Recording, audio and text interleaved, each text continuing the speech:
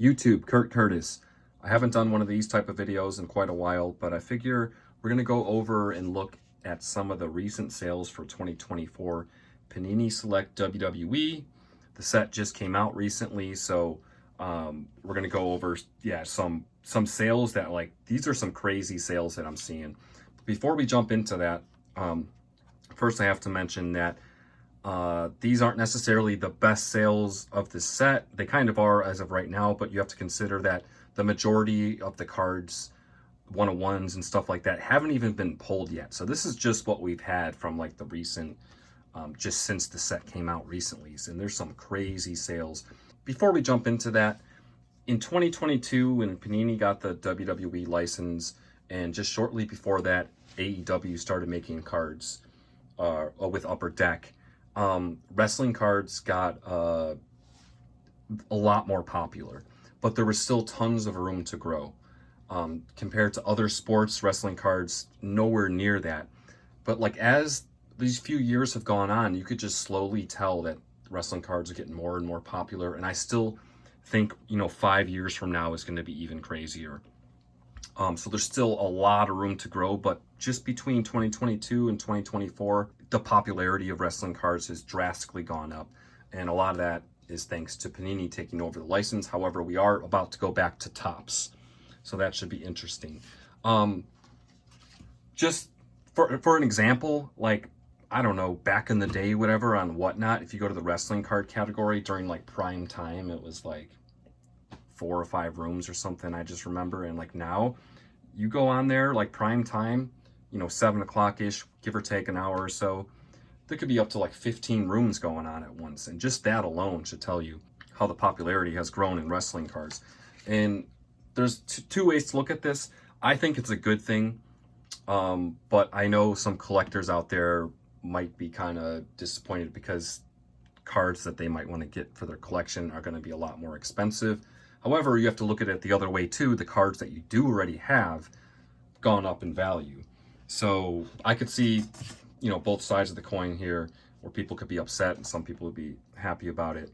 But yeah, let's go over some sales. These are recent eBay sales, and all these sales are $800 or more, which is crazy because prior to 2022 Panini products, like $1,000 wrestling card sale, like those did happen, but like now it's just common.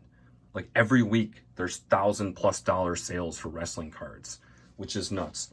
But first up, Stephanie Vacker had 2 sales, a first off the line numbered out of 8, and also a gold numbered out of 10. They're both ringside. She only has a ringside card, which is part of the reason, because those are a lot harder to hit. They both sold for $810 on auctions. The gold was from, there's a seller on eBay that's from China that sells a lot of wrestling cards, and their feedback is great and everything. Like, I'm not at all worried about that, but I know some people, including myself, are hesitant to buy from that because of all the customs fees and all that kind of process you have to go through. So that could have probably went for more, which we'll look at later. But yeah, I predicted her cards were going to be like super sought after and stuff like that, but I didn't think like this. Like, that's not even a 101, and that's pushing $1,000. Like, that's crazy. Next up, we got actually Batista, the Concourse 101 gold vinyl, sold for $1,000. Batista is a big name, but he typically doesn't have like a ton of cards in each set, but he deserves this. Like, that's how it should be. Like, he's a big name, and I could see his cards going for that, and I think he's finally getting some respect here with this $1,000 sale.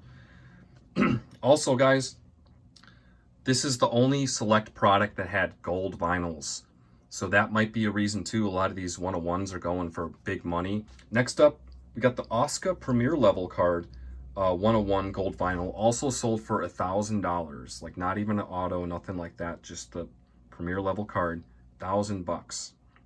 We got another Stephanie Vacker card, gold out of 10. This one sold for $1,000 because it wasn't on bids and it wasn't from China. So it's not a fluke. Two sales, pushing either $1,000 or pushing $1,000 for a gold. I can't imagine what the 101's going to do for that. Next up, you knew she was going to be on the list. Julia Gulia. Numbered out of 5. The green sold for $1,300 on auction. Out of 5. When Julia's 101 gold vinyl comes up, oh, I can't imagine how much that's going to go for. That's going to there's going to be a bidding war for that, and I'm going to watch it. Next up, this one's kind of crazy too. Maxine Dupree, the Concourse card, non-auto gold vinyl 101, sold for $1,375. That one kind of surprises me. That's a lot for Maxine Dupree, but it is what it is. Next up, you knew he was going to be on this list too. Jacob Fatu, the gold ringside numbered to 10, sold for $1,500.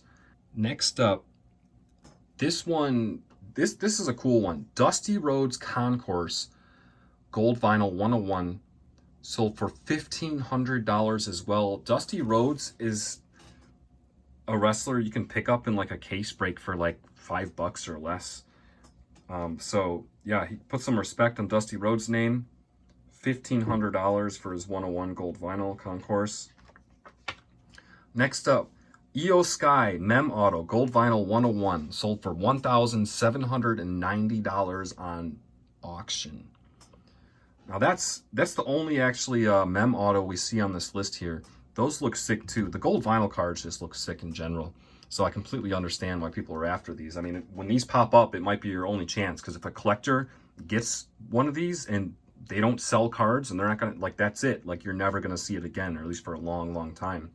Let's move along. Jade Cargill Auto 101 gold vinyl, sold for $2,000. Jade, big name, so it makes sense there. It makes sense, especially with the auto. Card looks sick. Julia Zebra ringside, sold for $2,000. That is insane. The Zebra ringside, $2,000. Next up, we're going to move on to Randy Orton. Randy is a big name, and he typically doesn't get a lot of respect in the card hobby. However, here's some proof that there should be. I wonder if this was the same buyer. 3 Randy Orton 101s sold. First up, the Phenomenon insert, gold vinyl 101, sold for $1,000 for an insert. Next up, the Concourse gold vinyl 101, sold for $1,925. Keep in mind, none of these are autos. And then next up, we got the Ringside gold vinyl 101, sold for $3,000. Maybe it was just a Randy Orton collector that missed out on 101s in the past, and they're just like, I'm not messing around this time. When those pop up, I'm getting them. And he just bought all of them. Like, I don't know. I imagine it was the same guy, but maybe it wasn't that purchased all those. But either way, that's going to do it for the sales. These are some crazy sales right off the rip from 24 Select. And it's only going to get crazier when some of the other big name 101s get pulled, and if people are deciding to sell them. Like the Julia 101 is going to go crazy. The Rock probably. Like there's like Cody. There's so many still names out there. The Jacob Fatu 101. You could go on and on. There's just so many big names that still haven't been pulled because the set just came out. But this is just like, you know, right off the rip, recent sales from the fresh new set. We don't have much time to chill because we're going to be getting 3 count relatively soon. Should be coming out any day now, at least first off the line. And then I believe there was some leaks for a Flawless set. I thought 3 count was going to be the last set for Panini, but it looks like they're doing Flawless, and that's going to be expensive. Appreciate you guys watching as always. In this here house, we watch wrestling.